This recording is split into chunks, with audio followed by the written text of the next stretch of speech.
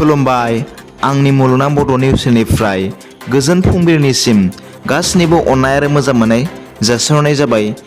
आसा खालामो नोंथांमोनहा गासैबो मोजाङै दं। नोंथांमोननि थाखाय आं गोदान भिडिअ लाना फैलायबाय। अन्नानै भिडिअखौ स्किप खालामाजासे जोबजासिम नायलांदो। लोगोफोर, साननैसो आं रादाबखौ फोसावनो हायाखैमोन माखासे प्रब्लेमनि थाखाय। बेखायनो दिनैनिफ्राय रादाबखौ फोसावफिननो आखायाव लानाय जाबाय लोगोफोर। बिदिब्ला गोबाव खालामाजासे भिडिअखौ स्टार्ट खालामनोसै। दिनैनि फुंबिलिनि मोननैसो गाहाय रादाबफोरा जाबाय। सेथियाव दं, मैया आसामनि गिबि मन्थ्रि हेमन्त बिश्व शर्मा आरो टाटा टेक्न'लजि एलटिडिनि गेजेराव मोनसे मेम'रेन्डाम अफ एस'सिएशननि गोरोबथा जायो होनना बिजेपि आसाम मुंनि टुइटारनि गेजेरजों मिथिनो हायो।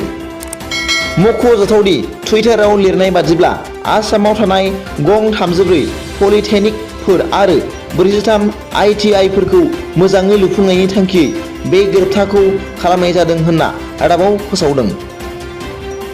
आरो बेनि गेजेरजों आसाम हादरसायाव थानाय लाइमोनफोरा गावनि आथिङाव गसंनो एबा गावनि जिउ राहा दानो खाबु मोनगोन होनना रादाबाव फोरमायदों।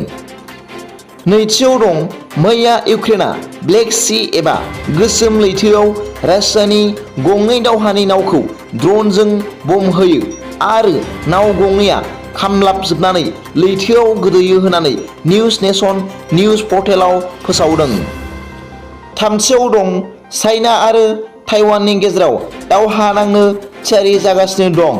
आमेरिकाया ताइवानजों लोगो नांनानै चाइनाखौ सिगिनानै बुंदों दि जुदि चाइनाया ताइवानखौ दांनायोब्ला चाइनाया जाउन उखुन्दै आरो उखुन्दै होनना निउज नेशन मुंनि निउज पर्टेलाव फोसावदों।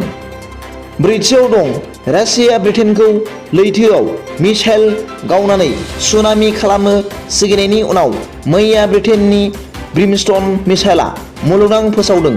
बे रादाबखौ निउज नेशन निउज पर्टेलाव फोसावदों। मख'जाथावदि ब्रिमस्टन मिसाइलआ जोबोद गिलुबालु मिसाइल। बे मिसाइलखौ होबथानो हानाय बुहुमावनो गोहो गैया। बे मिसाइलआ हा, दै, अख्रां जेरावबो फोजोबस्रांनो हायो। बे मिसाइलआ 1 सेकेन्डआवनो 450 किल'मिटार गोख्रैथिजों खारनो हायो होनना रादाबाव फोरमायदों। आरो बे मिसाइलखौ ब्रिटेनआ ब्लेक सीआव रासियानि गाग्लोबनायखौ होबथानो थाखाय इउक्रेननो हरदों होनना रादाबाव फोरमायदों। बाथियाव दं, दाखालिसो बावैसो जानाय जाथाय। सिलचर मेडिकेल कलेजाव नार्स फरायगासिनो थानाय क'क्राझार जिल्लानि सिङाव थानाय ब्रैथि दख'रानि जिनज्रिबिल गामिनि सासे बर' लाइमोन आइजो करिश्मा ब्रह्मनि गोथै सह मोननाय जादों। मोनथिनो मोननाय बादिब्ला थांनाय समबार मोनाबिलि 9 मे 2022 इं खालाराव गाव थाग्रा न' खथायाव जिउ फोजोबनाय जाथायखौ मिथिनो मोननाय जादों। बेजों लोगोसे अनजाथाव फरायसा करिश्मा ब्रह्मनि जिउ फोजोबनायखौ मिथिनो मोनना क'क्राझार जिल्ला एबसुआ गोथौयै दुखु मोननाय फोरमायदों। बेजों लोगोसे आंनि चेनेलनिफ्राय बिनानावनि जुमाया सोरगोआव आलो गोजोन थानो मोनथों होनना आं इसोरनियाव आर'ज गाबहरो। फुंबिलिनि मोननैसो रादाबा दा बेखिनियानोमोन लोगोफोर। भिडिअखौ मोजां मोनदोंबा लाइक आरो साबस्क्राइब खालामाला आरो बेल आइकनावबो थुनानै हो, जाहाथे आं गोदान निउज आपडेट लानानै फैयोब्ला नोंथांनियाव सिगांग्रो नटिफिकेसन सौहैयो। गाबोननि फुंबिलिनि रादाबाव नोंथांमोनखौ गोसो गोथारै बरायहरनाय जाबाय।